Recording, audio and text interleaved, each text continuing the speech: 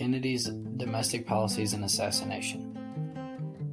Kennedy wanted Americans to explore uncharted areas of science, space, ignorance, prejudice, poverty, and surplus.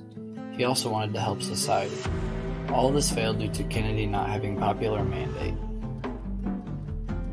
By 1960, America was in a recession and the unemployment rate was at 6%. Kennedy got minimum wage to $1.25 an hour and extended unemployment insurance.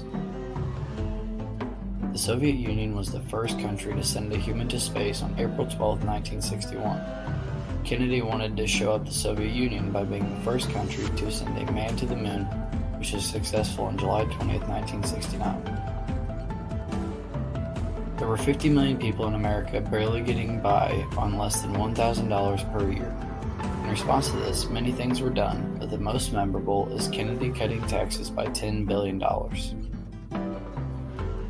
Kennedy was not fully engaged on civil rights.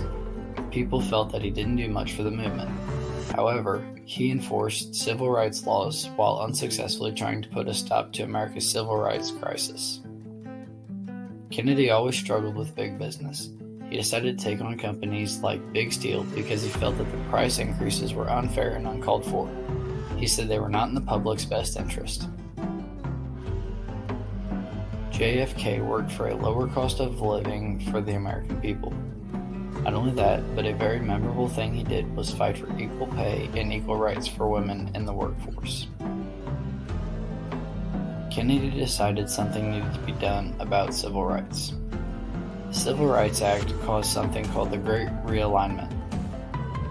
The so-called Solid South moved as a whole from being Democrats to Republicans.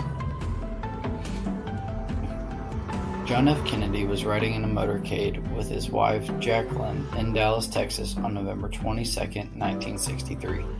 Suddenly, John F. Kennedy was shot in the head, was transported to the hospital, and died later that day. Police eventually obtained a man by the name of Lee Harvey Oswald.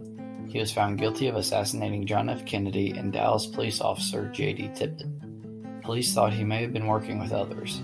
This turned into a conspiracy that was later denied. When police were transporting Oswald, a man by the name of Jack Ruby stepped out of the crowd and shot Oswald in the chest at point-blank range. He died in the same hospital as John F. Kennedy 2 days later. Jack Ruby was sentenced to death by electric chair for killing Lee Harvey Oswald. However, this decision was repealed. Many years later, Jack Ruby ended up suffering and dying from lung cancer.